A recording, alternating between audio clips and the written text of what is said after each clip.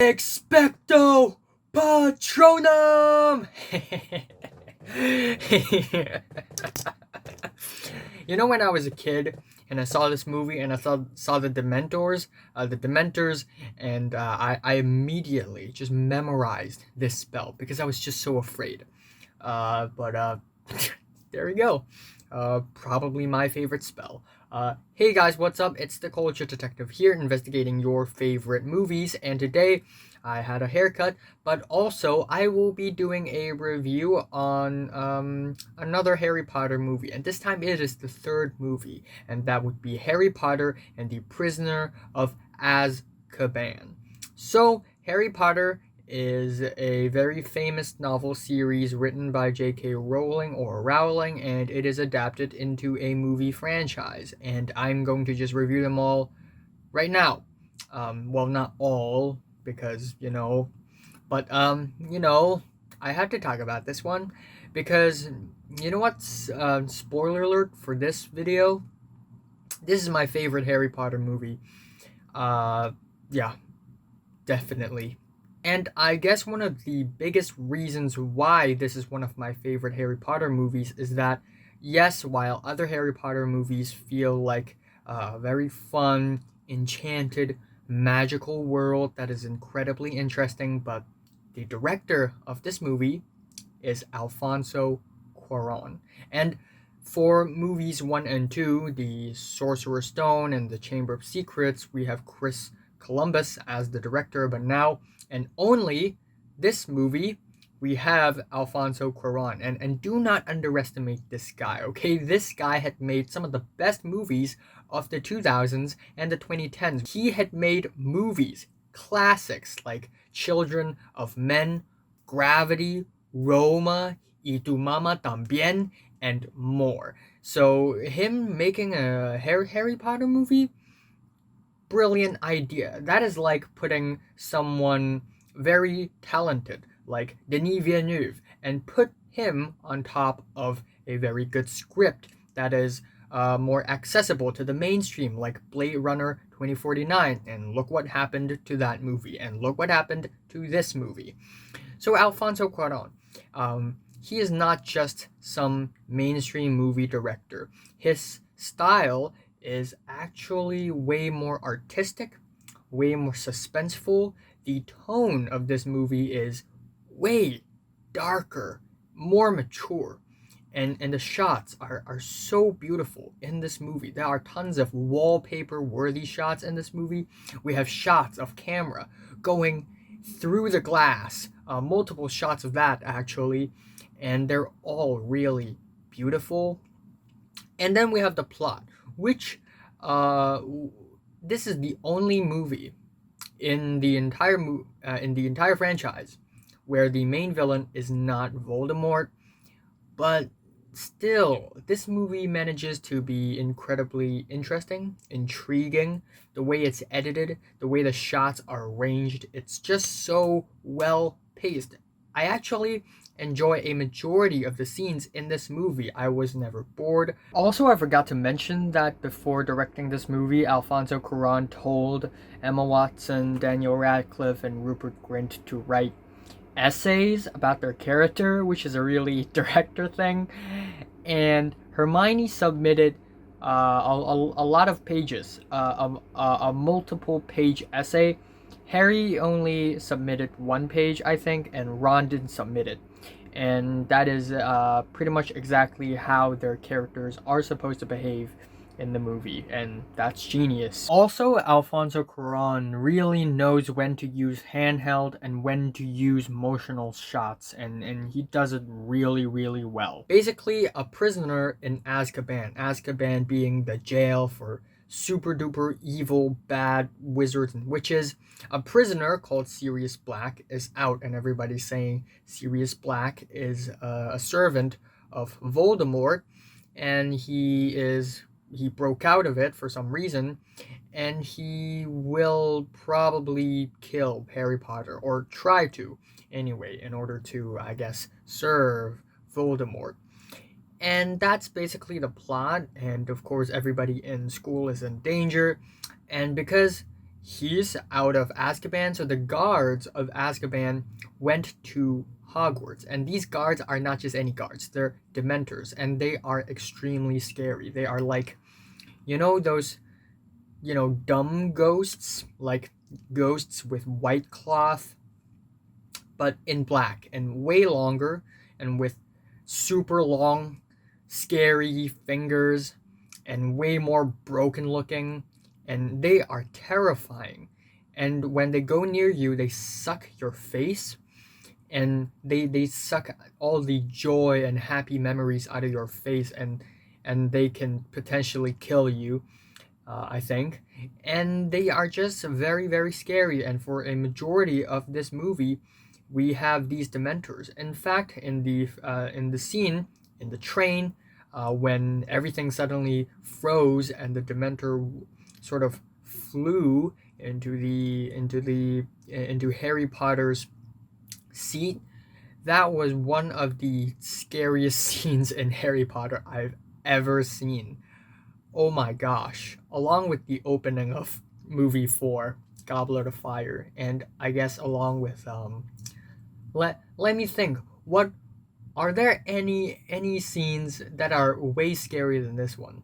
I guess there are a number of scenes that are scarier and darker than this one in the Deathly Hallows, but still, oh my gosh, I did not expect that. You can clearly see that, the fun, happy times of Harry Potter, it's over. Unfortunately, the previous actor for Dumbledore, Richard Harris, I think, passed away before the making of this movie, so they recasted it, and now the actor is Michael Gambon, and he is also fantastic. For the previous actor, his portrayal of Dumbledore is really sympathetic, really nice, and really kind. But for Michael Gambon, he is more firm, more stern, incredibly powerful, but at the same time, he still has a kind and nice side. That perfect balance is amazing. We also got Thulin Davis as the new professor for the dark arts of defense. The dark arts of defense. Yep. New professor. They bring a new professor for that every single year, and this time it is Remus Lupin, played by Thulin Davis, and he's a great character. Sirius Black, played by none other than Mr. Gary Oldman. And we also have a globe professor who sort of looks into these globes and see the future and stuff. And this professor is played by none other than Emma Thompson. So a lot of great actors here, and they certainly give all the characters very amazing portrayals, making this movie even more enjoyable and even more entertaining. I mean, even the first 3 scenes are fantastic in this movie. The opening scene where Harry Potter's doing Lumos Maximos in his bed, and when the uncle walked in, he was pretending to sleep. It was hilarious. And then we have the second scene where Harry Potter turns this really annoying woman who keeps insulting his parents into a gigantic balloon. That was amazing. That was amazing. And then we have the third scene where this random bus came out of nowhere in the middle of the night and picked up Harry Potter. And it's crazy. It's a crazy scene. The tone is way more wild, way more off the rails, and again, amazing scene. The bus squeezes. The bus is people are sleeping. There are beds in the bus. Like, it's crazy. And there are tons of other amazing scenes in this movie. The Buckbeak scene is beautiful. Again, the globe scene with the grim in the teacup, that was scary AF. The Draco punching scene is very, very gratifying. And we also have the ridiculous scene, of course, where a bunch of people just line up in front of a closet and go, and this scary thing comes out of it, and you point the wand and say ridiculous, and this person becomes something funny, and it's all in your head. That's amazing. And the way the camera goes into the mirror and out again, Alfonso Cuaron. And I really like the map scenes. I really want this map. I know it's an invasion of privacy, but still, it's so freaking cool. So essentially, the Weasley brothers gave the Weasley twin brothers gave Harry Potter this map, and when he opens this map, it's the map of Hogwarts, and he sees each person, their name and their footsteps, like where they are, and it's so friggin' cool. Themes of isolation is also being explored in this movie. There are actually a lot of scenes where we only see Harry Potter alone, and it's these scenes that makes this movie stand out from the rest because it's rather emotional and more figurative, which is a very cinematic thing and very, very nicely done. And there are multiple plot twists in this movie that are very amazing and unexpected. And we also get foreshadowing, which I will not tell, but essentially there's this. You know what? Minor spoiler alert, okay? I really want to talk about it. There's a scene where danger is happening in front of the trio, Harry, Hermione, and Ron's eyes, and Professor Snape was there, and Snape was actually kind of protecting them. And usually for bad guys in movies, he would just run away, but Snape was actually protecting them, and it just foreshadows that Snape, he may not be the kind of bad guy you think he is. Um, I really friggin' love the ending of the movie though, because it involves, again, minor spoiler alert, but time traveling. And what's weird or what's special about this kind of time traveling? There are two kinds of time traveling.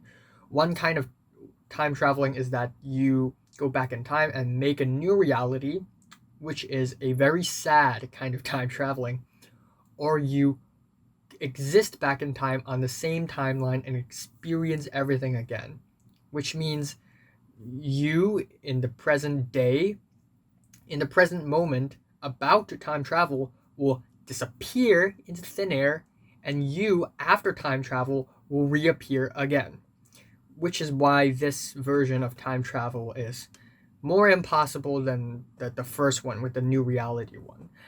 But hey, it's Harry Potter. Anything can happen. That time traveling scene is amazing. It's smart. It's clever. It's suspenseful. It's intense, and amazing moments here and there, everywhere. And that's how I'm gonna leave this review. So yeah, this might actually be my favorite Harry Potter movie of all times, and also one of my favorite movies of all times. Actually, it's really really great. Of course, I don't think it's perfect, but I mean, for a premise like this, I mean, what more can you ask for? Alfonso Cuaron really done it to near perfection, and yeah, the funny scenes are way funnier. The dark scenes are way darker. The scary scenes are way scarier. The cinematography, the acting, the pacing, they're all great. And I think this movie is, you know what? Originally, I'm going to give this a worth watching. You know what? It's mind blowing. And I'm kind of feeling a strong 9 on this thing. Yeah, a strong 9. So, have you watched Harry Potter and the Prisoner of Azkaban from 1 to 10? How much did you rate it? Like if you like it, and subscribe if you want more. And thanks for watching.